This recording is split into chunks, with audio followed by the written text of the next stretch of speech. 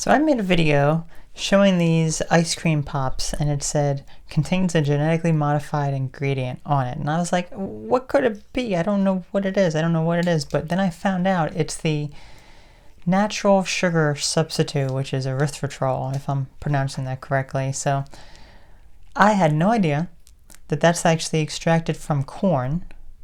And corn is one of the most heavily genetically modified crops that there is in the United States. So you have that, and it's genetically modified, being a sugar substitute. And I'm just like, that is such a shame. That is such a shame. It really is. And it's like, I had no idea it was genetically modified. Not a clue at all. So I'm like, okay, I'm going to have to start buying organic or non-GMO erythritol products and everything. And it's like, oh, that's going to be hard to do. Because there's a decent amount of products that I buy that have erythritol that don't necessarily say organic, and they don't say non-GMO, but they don't have the label that it contains a genetically modified ingredient, which it doesn't have to say that, but you can pretty much assume that it does. So it's like, my gosh, you know?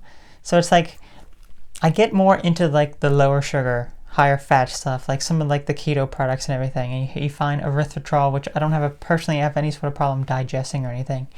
And I have that, and I eat that, and it's fine, it's good and everything, and then I find out it's genetically modified, and I'm like, ew! Bill Gates, he's just like laughing right now. He's just like, you got it from my farm.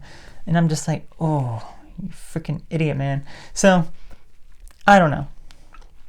It's going to be kind of pretty hard to find that sort of stuff. I probably won't be able to find a lot of products that are keto and, non-GMO or erythritol in it and everything, and it's like, ugh, I don't know why they just can't use stevia as well. Stevia is a natural sweetener. It's very, very sweet. You need a little bit of it here and there. I guess it's more money than erythritol is, I guess. So that's probably why I don't think stevia can be genetically modified. At least that I'm aware. Who knows? Maybe it can. I don't know. Yeah, I don't know. I don't think it can. But yeah, it's just crazy. It really is. It's just like, what you gonna do now? So certainly be mindful of that. Be careful of that. I think having things occasionally is perfectly fine. But as I was eating one of those like bars a day.